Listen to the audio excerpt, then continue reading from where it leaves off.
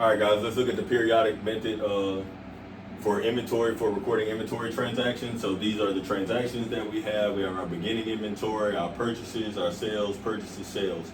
So under periodic inventory, we will not record anything hitting inventory for the month. We wait to do that all at one time at the end of the month.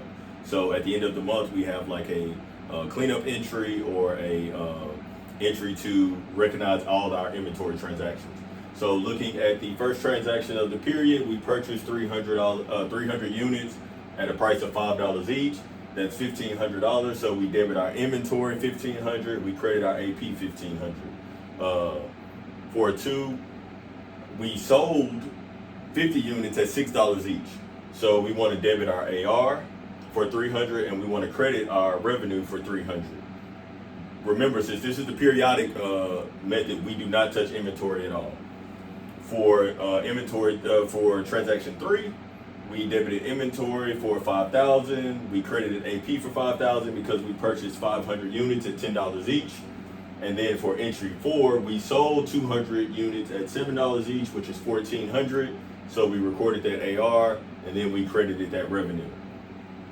For periodic, at the end of the period, we will go in and calculate what our total inventory is for that period, right?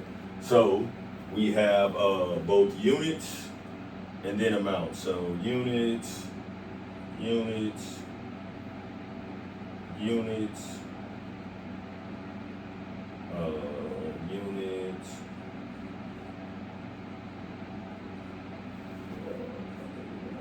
Okay, so for on the unit side, we had 100.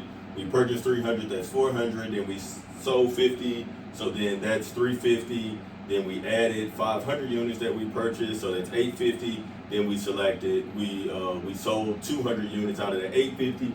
That leaves us with 650 units. Okay, and as far as the value, we started off with 900. So we have our 900, we add our 1,500, that's going to give us 2,400. We then sold 300, so that leaves us with 2,100.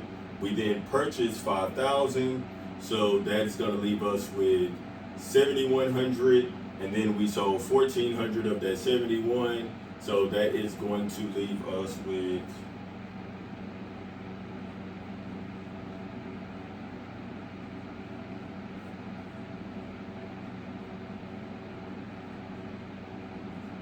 $57,000 in inventory.